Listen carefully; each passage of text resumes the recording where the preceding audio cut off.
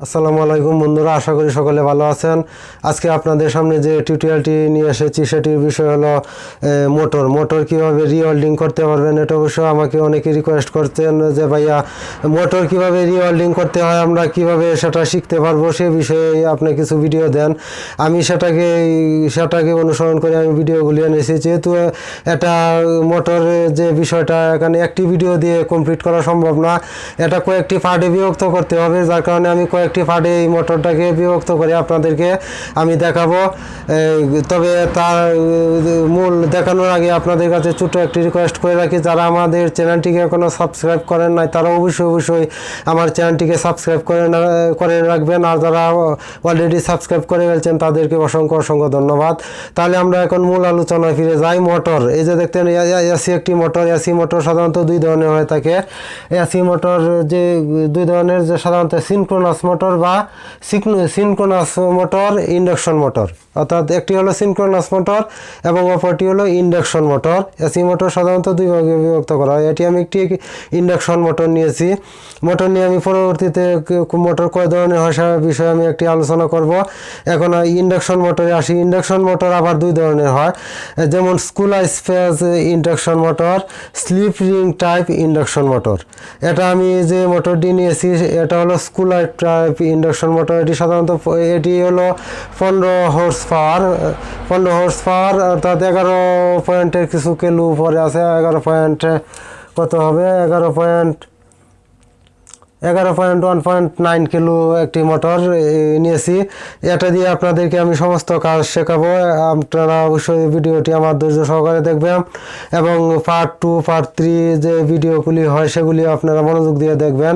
এখন এটা দেখতে পাচ্ছেন, এটা হলো মূল একটি ডালাই বডি। এটা হলো একটা ডালাইয়ের বডি। এটার ভিতরে যে স্ট্যাটর বা ইয়কটা আছে, এই স্ট্যাটর অংশটাকে, স্ট্যাটরের যে ফ্রেমটা আছে এই ফ্রেমটাই একটা ডালাই বডি।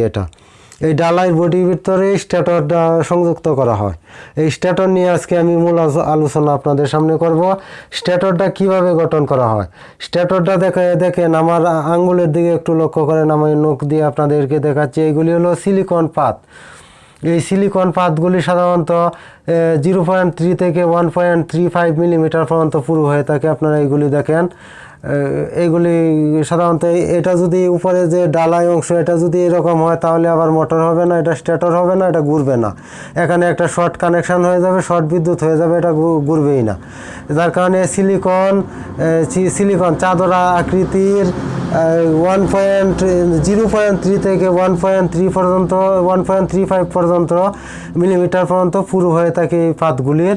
এইগুলিকে একটার পাশে একটা সংযুক্ত করে এখানে এই স্ট্যাটরটাকে স্থাপন করা হয়েছে। যে স্ট্যাটরের কাঠামোটা আপনারা দেখতে পাচ্ছেন সেই কাঠামোটা এখানে সংযুক্ত করা হয়েছে। এই কাঠামোটা দেখেন, এখানে যে এই যে কাঁচ কাটাগুলি আছে, যে ছিদ্র আছে, যে কাঁচ কাটাগুলি, সেগুলিকে আমরা বলি সাধারণত সোল্ট। এই সোল্ট অর্থাৎ এই মোটরটি দেখতে পাচ্ছেন, এটা হলো 15 এসপি মোটর, 15 হর্স পাওয়ার একটি মোটর। এটা 1450 আরপিএম, অর্থাৎ 1 মিনিটে 1450 বার এই মোটরটি ঘুরবে।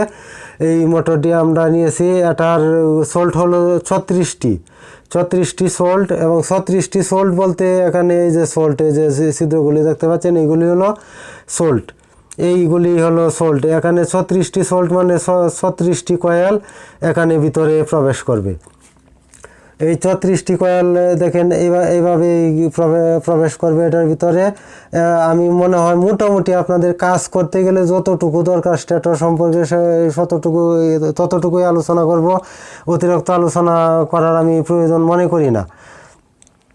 এখন দেখেন এই যে ইন্ডাকশন মোটরটা আছে, ইন্ডাকশন মোটরের যে স্ট্যাটরটা, এই স্ট্যাটর আর রুটর দুইটি অংশে বিভক্ত করা হয়। যেমন এটা হলো স্ট্যাটর এবং অপর প্রান্তটি হলো রুটরটা নিয়ে আমি পরে আলোচনা করব। এবং স্ট্যাটর এবং রুটরের সহায়ক কিছু যন্ত্রপাতি থাকে, সেটি হলো end cover, ball bearing, pan, এইগুলির সহায়ক।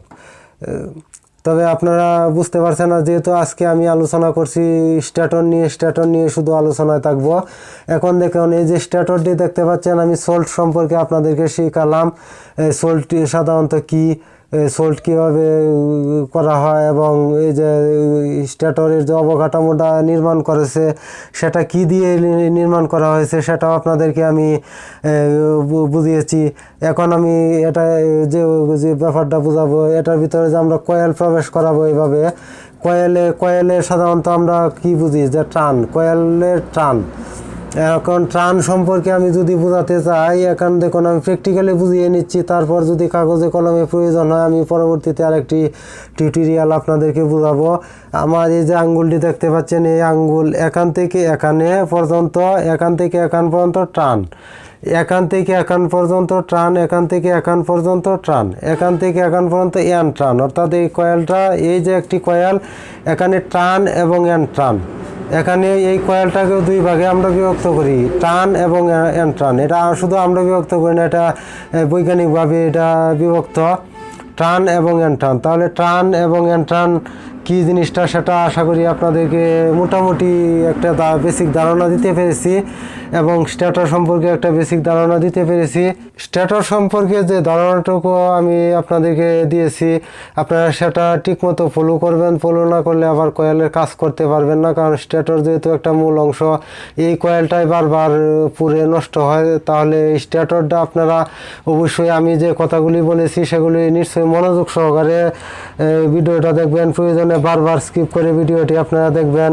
আমি এখন আপনাদের কাছ থেকে আজকে এই পর্যন্তই বিদায় নিলাম এবং বিদায় নেওয়ার আগে আবারও আপনাদের কাছে রিকোয়েস্ট, আমার চ্যানেলটিকে এখনও যারা সাবস্ক্রাইব করেন নাই তারা অবশ্যই সাবস্ক্রাইব করে রাখবেন এবং আমার যে পরবর্তী যে টিউটোরিয়ালটি নিয়ে আসতেছি মোটর বিষয়ে, পার্ট 1 আজকে দেখাচ্ছি, পার্ট 2, পার্ট 3, এইভাবে যে পার্টগুলি নিয়ে আসবো সবগুলি দেখবেন। আশা করি আপনারা মোটর বিষয়ে আপনাদের মনে আর কোনো কনফিউশন থাকবে না। আপনারা অবশ্যই নিশ্চয়ই টেকনিশিয়ান হন বা নন টেকনিশিয়ান হন, অবশ্যই কাজ করতে পারবেন।